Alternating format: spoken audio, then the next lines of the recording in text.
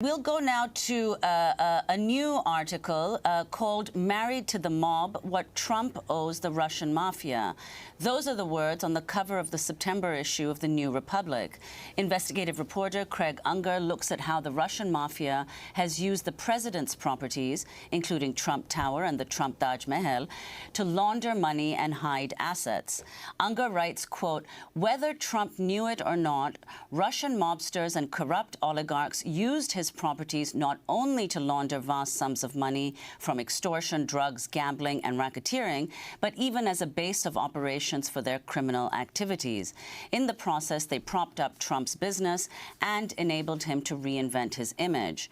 Without the Russian mafia, it's fair to say Donald Trump would not be president of the United States. Craig Unger joins us now here in our New York studio, longtime reporter, author of several books, including House of Bush, House of Saud. Welcome back to Democracy Now!, Craig. Thanks for having me. So talk about why you chose to look at this and talk about what you lay out as Donald Trump's ties to Russian mobsters. Well, there's been a lot of terrific reporting about Donald Trump's relationship with Russia recently, but I wanted to see when was he first compromised by Russia? And I went back to 1984 when a man named David Bogadin, who allegedly had ties to the most powerful crime gang in Russia, walks into Trump Tower. There's a man who doesn't really have any means of making a living that seems to be legitimate. He meets with Donald Trump and he buys not one or two, but 5 luxury condominiums for more than $6 million. In Trump Trump Tower. This is the crown jewel of Trump's empire. It is the home of our now president of the United States. And the state attorney general office, this is back in the 80s, later ruled that that was money laundering for the Russian mafia. And I found at least 13 episodes like that over coming years. And what you have to conclude, one is that Trump Tower, the president's home, was really a center for operations for the Russian mafia for a long period of time. And that's a very serious allegation. You also point out in your article that Trump was one of a few, one of two, who allowed anonymous owners. Right. In fact, I think David K. Johnston originally reported this back in the day. This was, as you say, just one of 2 buildings in New York that would accept anonymous buyers buying through shell companies. And that means effectively it's being set up as a vehicle for money laundering. And when you look at Trump properties over the years, there are at least 35 Trump Towers all over the world. There are about 10,000 units, 8 or 10,000 units, and it would be interesting to figure out exactly what is the scale of money laundering. I think it could be much, much more than a few $100 million, because during the same period, since Putin's been in power, you have a total of $1.3 trillion in flight capital from Russia. That's a lot of money to launder. And suddenly, with real estate is just a terrific way to launder vast quantities of money. Well, you write in the piece that without the Russian mafia, it's fair to say Donald Trump would not be president of the United States. So what's the link? Well, a couple of things. One is, I mean, I don't know exactly, obviously I don't know what's going through his mind and whether he's knowledgeable about certain things, but this series of coincidences that, oops, one guy buys 5 condos in which what appears to be circumstances, suspicious circumstances, and it happens again and again and again. I don't know all the answers to those questions, but the Russian mafia does. And it's also important to understand that I think when Americans hear the term mafia, they may think of John Gotti or The Sopranos or The Godfather. The Russian mafia isn't like that. If you're in a relationship with the Russian mafia, they're the boss, you're the apprentice. They can say fired. And they have compromised him, and they are also an arm of the Russian government. Russia is a mafia state, and I think what's extraordinary, what Putin's greatest achievement is that he has weaponized organized crime so that it's effectively a powerful foreign policy tool, and they've compromised a man who happens to be president of the United States now.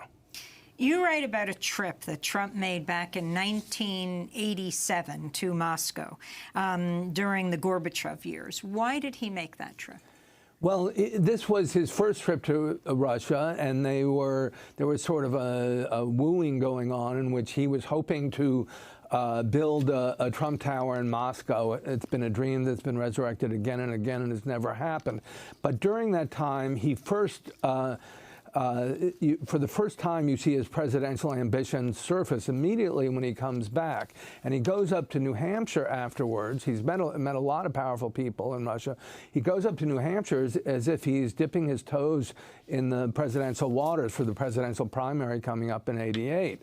And he puts out a full-page ad in the New York Times and Washington Post in which he puts forth the same kind of foreign policy stuff he's been saying during the presidential race since he's become president, attacking Western Europe, attacking NATO, and frankly putting forth a policy that appears to be in Russia's interest more than ours. Well, you point out in the article as well that since Trump has been president, so just in the last 6 months, about 70% of the sales in his buildings have gone to shell companies where we don't know the identity. Well, exactly, and that's one question where you have to wonder how much is this a free-for-all where he's laundering massive amounts of Russian money, and it's the kind of thing that, frankly, as a reporter, that's where you see your limits. It's very hard to penetrate shell companies, and you need a subpoena. And I'm hoping that's a direction Special Counsel Mueller will go after. Now, that's very interesting because, especially in light of this New York Times interview done yesterday in the Oval Office, when Trump basically talked about his red line. He's furious that Jeff Sessions, recused himself and which led to Robert Mueller being appointed. But his red line is going from Russia to his own finances. But you and our previous guest are linking the two. Absolutely. He is effectively saying he wants to obstruct justice. It's as simple as that. There's no other interpretation. So talk about some of the people that you write about. For example, Semyon Mogilevich and Felix Sater. Right. Well, Mogilevich has been probably the most powerful mobster in Russia for more than 30 years. He has his, according to FBI files, he has his fingers in everything from prostitution to drug running to elaborate stock fraud scandals and so forth.